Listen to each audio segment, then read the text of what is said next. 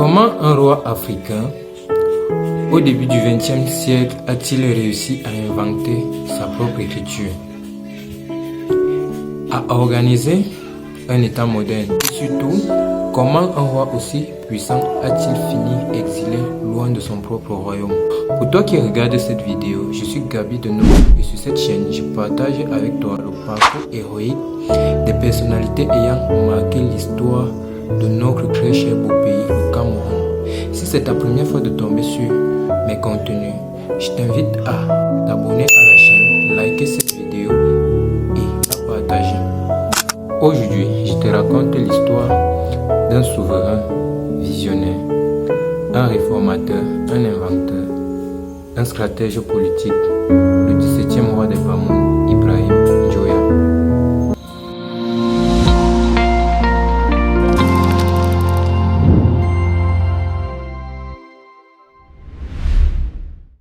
Le royaume Bamoun est l'un des plus anciens royaumes du Cameroun. Fondé plusieurs siècles auparavant par la dynastie de Chahé-Yen. Ce royaume est situé dans l'actuelle région de l'ouest du Cameroun et avec pour capitale Fumban. À la fin du 19e siècle, l'Afrique est bouleversée par la colonisation européenne. Le Cameroun devient un protectorat allemand en 1884. C'est dans ce contexte de transformation profonde qu'un jeune prince accède au pouvoir. En 1889, à la mort de son père Sango, Ibrahim Njoya devient le 17e roi de Bamoun. Il n'a qu'une vingtaine d'années, mais il va profondément marquer l'histoire de son peuple. L'une des réalisations les plus extraordinaires du roi Ibrahim Njoya est la création d'une écriture. Pour unifier son peuple et préserver sa culture, il invente un alphabet appelé Shomom, également connu sous le nom de la Kakou. Cette écriture permet de transcrire la langue Bamoun, écrire l'histoire du royaume et enregistrer les lois et les décisions royales. Le roi lui-même rédige plusieurs livres, met en place des scribes et encourage l'éducation. À une époque où l'on prétendait que l'Afrique n'avait pas d'écriture, Njoya démontre le concret.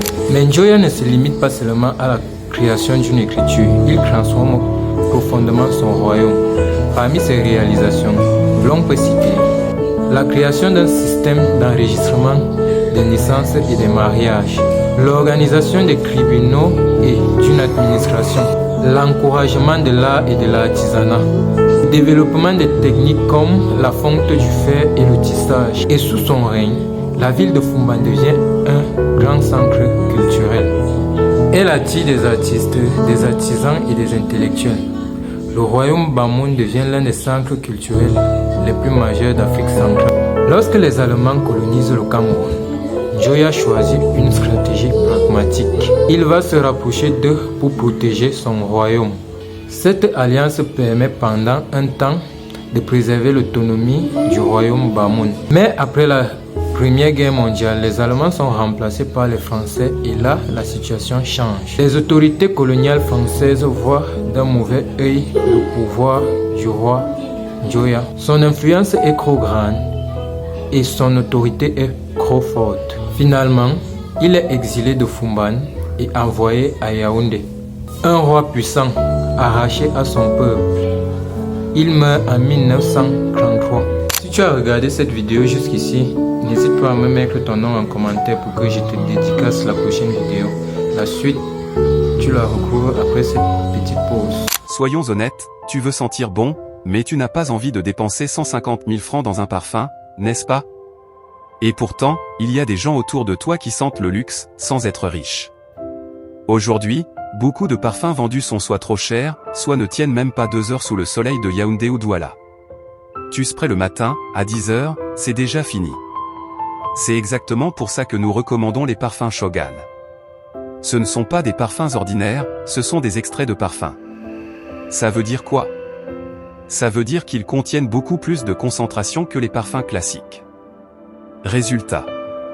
Ça tient toute la journée. Ça sent fort, mais élégant. Et surtout, tu paies beaucoup moins cher. Imagine, tu entres quelque part et quelqu'un te dit: tu sens trop bon, c'est quel parfum? Et toi tu sais que tu n'as même pas dépensé une fortune. Pourquoi payer 100 000 francs pour une marque, alors que tu peux avoir une senteur similaire, avec une tenue incroyable, à un prix accessible? Tu es à Yaoundé et tu veux tester et trouver tes ON parfums? Écris-nous maintenant via WhatsApp au numéro qui s'affiche à l'écran. Nous allons te proposer des senteurs qui correspondent à ta personnalité.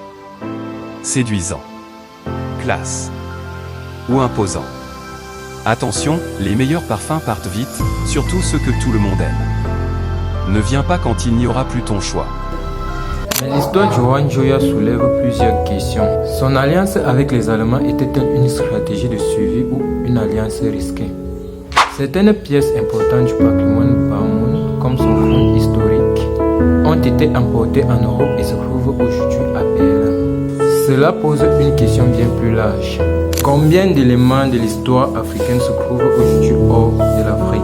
Le roi Njoya était bien plus qu'un souverain. Il était un visionnaire politique et culturel. Il a compris une chose fondamentale. La survie d'une civilisation dépend de sa mémoire. Créer une écriture, documenter l'histoire, structurer l'administration, ce sont là les fondements d'un État moderne. Njoya a tenté de combiner deux mondes, la tradition africaine et certaines formes de modernisation. Et peu de dirigeants de son époque ont réussi à aller aussi loin. Alors, pourquoi connaît-on si peu l'histoire d'un roi africain qui a inventé une écriture, qui a écrit des livres et modernisé son administration?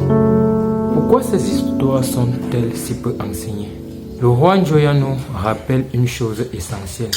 L'Afrique n'a jamais été un continent sans civilisation. Elle possède une histoire riche, brillante et complexe. Si vous voulez découvrir d'autres histoires fascinantes sur le Cameroun, abonnez-vous à la chaîne parce que si nous racontons notre histoire, elle ne disparaîtra jamais. Merci d'avoir regardé cette vidéo et à bientôt.